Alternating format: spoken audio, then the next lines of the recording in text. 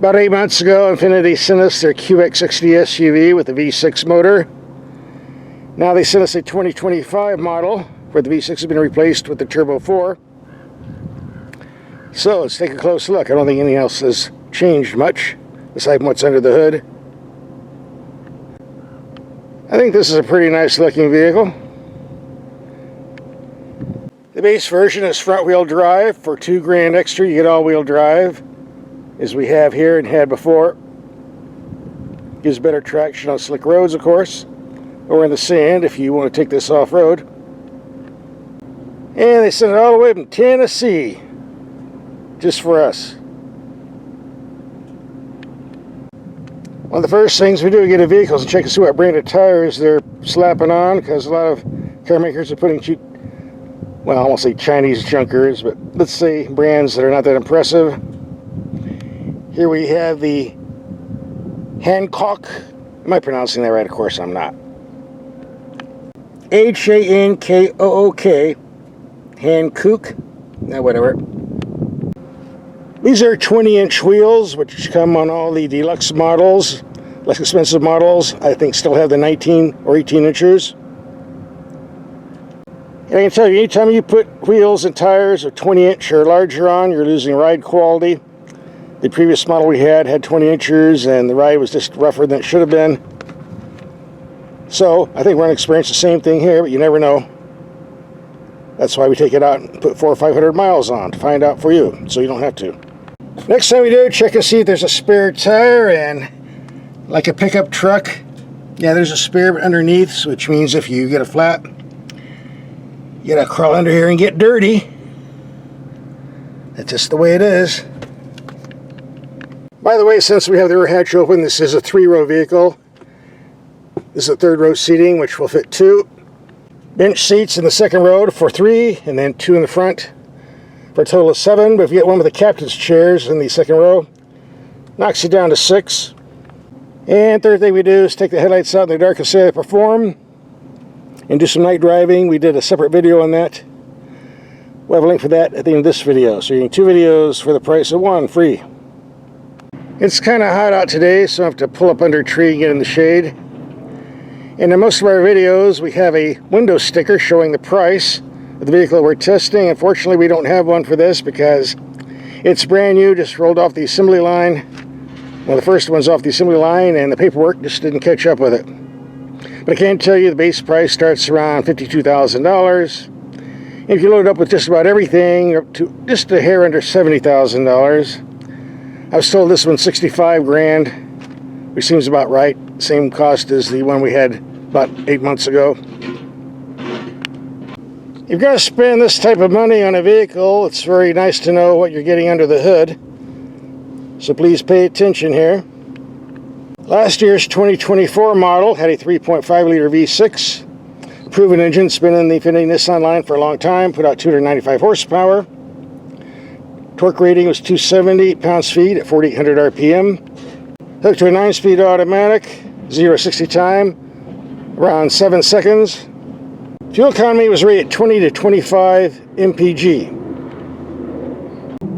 Now for 2025, the V6 is gone, replaced with this variable compression turbo 2.0 liter. Yeah, that's a small one. 2.0 liter turbo. Horsepower is 27 less at 268. Torque is 16 more at 286 at 4,400 RPM. Rather high RPM for a turbo, but that's what it is. Hooked to the same 9-speed automatic. Fuel economy is claimed to be higher at 22 to 27 mpg. 0 to 60 time is 7.5 seconds. Now there's one thing the other YouTube testers won't tell you, that even if you do get the better fuel economy, which is about 8%, the older V6 took regular fuel. This variable compression requires super premium fuel, which as of today is around 50 cents a gallon more than standard 87 octane unleaded regular. So even if you're getting the 8 to 10% better fuel economy, you're getting 15 to 20% more cost in gas, which kind of defeats the purpose in my book. But we haven't determined what the fuel economy is on this yet, because we haven't racked up the 400 to 500 miles we're going to. So let us continue. Don't go away. Let's take a quick look at the cabin. We get a super large glove box. Thank you very much. A drive mode button, giving snow, eco, auto, sport, and personal. Got a very nice, simple to use climate control system. Some is touch, but we do get some knobs. Thank you very much. Get a volume knob for the radio. Thank you very much. Only beef with the sound system, it's very hard to program your favorite stations. Too many multi-steps to do it. It's a pain in the ass, but eventually I got it done, and once you do it, you don't need to change it again, so I won't bitch too much, but it could have been simpler. And I think this is a 12.3-inch screen, if I remember my specs right. Got a very nice gauge cluster, and the glare you're seeing here is exaggerated by the camera. In person, you really don't see it. Some nice steering wheel controls, cruise control. This vehicle has a very nice power steering system, good feel feedback, good response. Now this is with the all-wheel drive system. I haven't driven the front-wheel drive. I don't know if it's any different. Probably not by much. This vehicle has an excellent suspension. It's very smooth. However, with these 20-inch wheels, you get a lot of thumping on rough pavement, and that's why you might wish for the smaller 19-inch wheels, but if you get the deluxe model, you're stuck with the 20-inchers, so you just have to live with it. It's not too bad. You get used to the thumping after a while, especially when you hit over a pothole. And the brakes are about as perfect as it gets. Nice feel, good response. Alright, the 4-cylinder variable compression turbo is a bit slower than the V6 as far as 0 to 60 times go, although not by much, but in daily commuting, you get a lot more torque on the bottom end, so it's more responsive. Takes a little while to spool up. Yeah, now we're going. I really have no beef with the performance, but I'm wondering, does it really get better fuel economy pulling this 5,000 pounds of mass? That's a lot of weight for a little 2-liter turbo. Here we go, a couple days of driving, mostly in the city, 80%, expressway 20%. So I consider that mainly city driving, 17.4 mpg.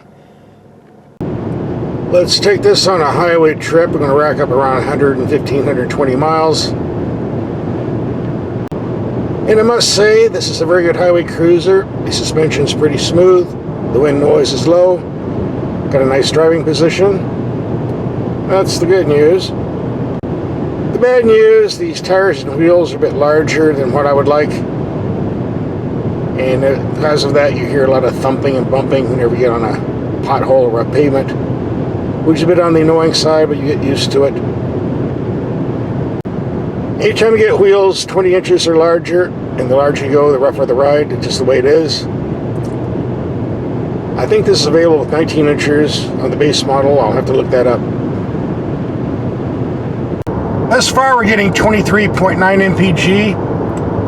At this time of night, there are a lot of trucker convoys out. I might have to do a lot of passing, and that might drop the numbers down a bit. We'll find out later. Well, at 73 miles per hour, I was getting 24 mpg, and bumped up to 77 miles per hour, and dropping down to 20 mpg. I didn't figure such a slight increase of speed could make such a difference. Stay tuned, folks. Here you go, 21.6 at 75 miles per hour, 91.4 miles. Well, you can read, you get it. If we get a chance, we'll do another highway test, but this is our official number for now. Our outside temperature was 100 degrees. We got 17.4 in city commuting. Reset at 59 degrees. It's kind of cold outside. Jumped up to 19 in city driving. That's encouraging.